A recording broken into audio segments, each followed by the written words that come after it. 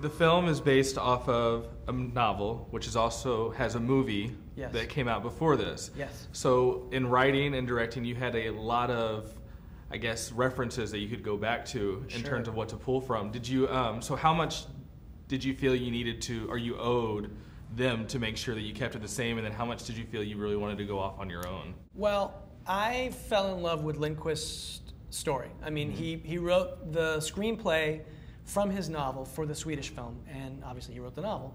And I just was so taken with the coming-of-age story. I mean, it's a vampire story on the surface, but under it, it's really about this kid and about the sort of difficulty that he's going through day after day, getting bullied, and he's got these really, really dark fantasies of revenge, and it's a coming-of-age story.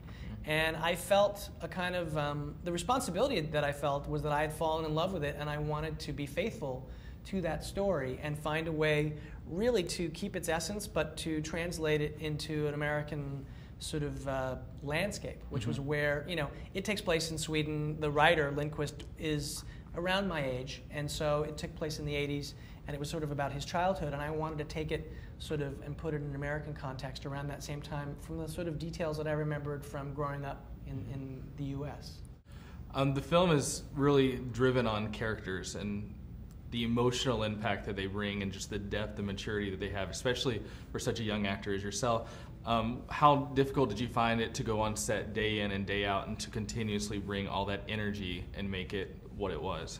It can get tiring by the end of it because you're putting so much energy in and intensity into this acting, and I know that after like really intense scenes that you would have seen, it just kind of drains you afterwards. And but I guess we got through it, and it's a great film, and people are loving it, and it's scary, and it scared me. So yeah. Did you watch the other film before, or what kind of research did you do? Well, the research that I do is with my dad. We just make like a whole life of the character, and just like little things like what bus he catches to school, if he does, what friends he has, all little things. And then you know everything about that character, and then it's kind of like you can jump in and out. But I saw the film afterwards because I didn't really want to copy anything that that boy had done, and I think that's what a lot of people did, and Matt didn't want anyone to see it because we were kind of doing our own take. But as soon as this was done and I'd done it, I think I waited like a month, and then I saw the original one, and then it's understandable like why people are kind of like protective of it, why they didn't want to remake, because it's a really good film. Awesome. Growing up for me, I got to experience the whole vampire, I guess, genre as a terrifying, a very dark, bloody, gory type of thing.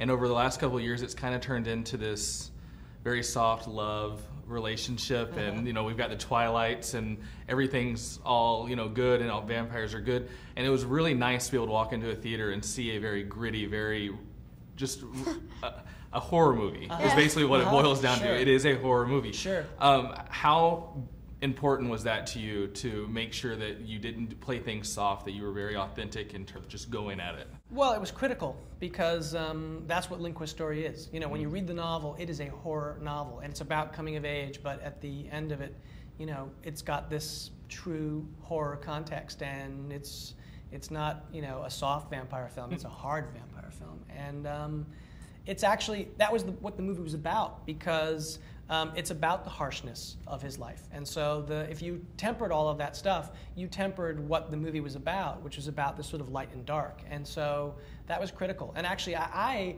am really, really grateful to Twilight because we were working on it, and there was a discussion maybe about aging the kids up, and I really felt it was the wrong thing. And there were some people, you know, they probably would have backed off, but there were some people who really thought, are you sure we shouldn't make them older? And then Twilight came out, and it was such a phenomenon that actually they got quiet, and they said, okay, well, we can't copy Twilight because that wouldn't be good for us. And I was like, thank you, Twilight. So it was really important that this remain a horror film. How long has the process been from when you were originally asked to write the script and you had to go through the casting and you've done a few film festivals and the film's finally coming out next week? Yeah. How long has that journey been, and how much of a relief is it that you're finally putting it out there for the masses to see? Well, it was a tremendously long journey because it literally began, I did Cloverfield and it came out in January of 2008. And that was the month that Overture introduced me to the Swedish film, and then I read the novel after that. So it's been since January 2008. And I started, I wrote to Lindquist and I told him my interest, and he was like, look, I really love Cloverfield. And about that point, I just started working on it, and it's been, gosh, I don't know, how long is that? That's 2 years? Yeah. And then that's when the Let the Right One In came out. Yeah, that's 2 right. years ago. Yeah, because actually the movie, when I saw the movie, it hadn't come out, and it didn't come out for almost a year later. It came out, I think, in October of that year. And so it's been a long, long journey. Yeah, it's exciting. Is it kind of a relief to finally put it out there, or is it still your baby and your...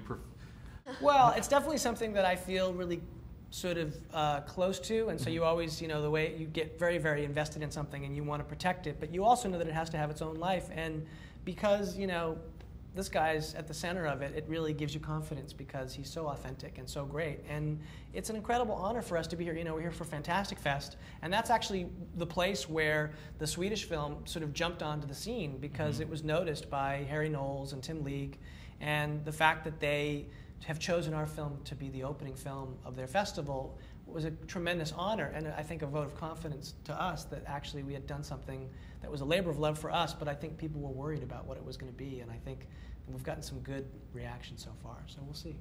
Okay, last question. You've done some extremely serious movies as of late, and we had somebody who tweeted, and I told him that we were interviewing you, and she was wanting to know if you were ever going to do a lighthearted comedy.